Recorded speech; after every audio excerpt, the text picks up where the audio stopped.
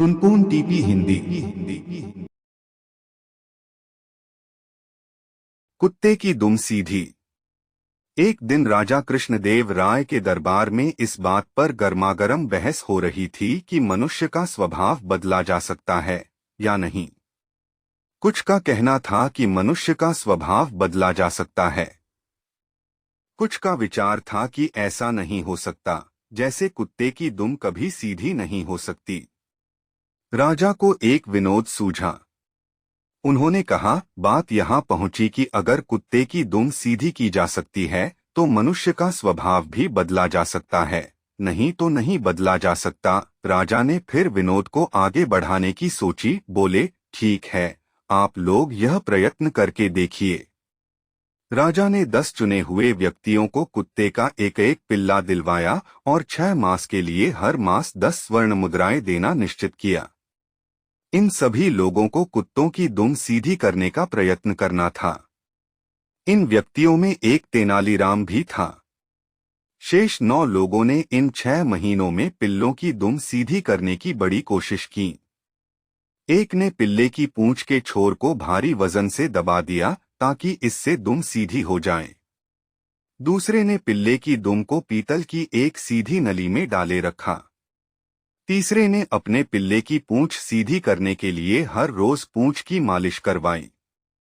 छठे सज्जन कहीं से किसी तांत्रिक को पकड़ लाए जो कई तरह से उटपटांग वाक्य बोलकर और मंत्र पढ़कर इस काम को करने के प्रयत्न में जुटा रहा। 7वें सज्जन ने अपने पिल्ले की शल्य चिकित्सा यानी ऑपरेशन करवाया। 8वां व्यक्ति पिल्ले को सामने बिठाकर 6 मास तक प्रतिदिन उसे भाषण देता रहा कि पूंछ सीधी रखो भाई, सीधी रखो। 9वां व्यक्ति पिल्ले को मिठाइयाँ खिलाता रहा कि शायद इससे यह मान जाए और अपनी पूंछ सीधी कर ले। पर तेनालीराम पिल्ले को इतना ही खिलाता जितने से वह जीवित रहे। उसकी पूंछ भी बेजान सी लटक गई, जो देखने में सीधी ही जान पड़ती थी। 6 मास बीत जाने पर राजा ने 10 पिल्लों को दरबार में उपस्थित करने का आदेश दिया। 9 व्यक्तियों ने हट्टे-कट्टे और स्वस्थ पिल्ले पेश किए। जब पहले पिल्ले की पूंछ से वजन हटाया गया तो वह एकदम टेढ़ी होकर ऊपर उठ गई। दूसरी की दुम जब नली में से निकाली गई वह भी उसी समय टेढ़ी हो गई। शेष 7 पिल्लों की पूंछें भी टेढ़ी ही थीं।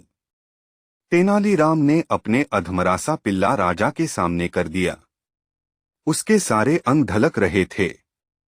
तेनालीराम बोला, महाराज, मैंने कुत्ते की दुम सीधी कर दी है। दुष्ट कहीं के राजा ने कहा, बेचारे निरीह पशु पर तुम्हें दया भी नहीं आई। तुमने तो इसे भूखा ही मार डाला।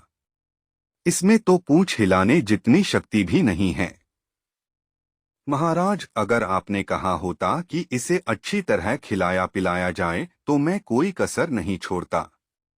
पर आपका आदेश तो इसकी पूंछ को स्वभाव के विरुद्ध सीधा करने का था, जो इसे भूखा रखने से ही पूरा हो सकता था। बिल्कुल ऐसे ही मनुष्य का स्वभाव भी असल में बदलता नहीं है। हाँ, आप उसे काल कोठरी में बंद करके उसे भूखा रखकर उसका स्वभाव मुर्दा बना सकते हैं।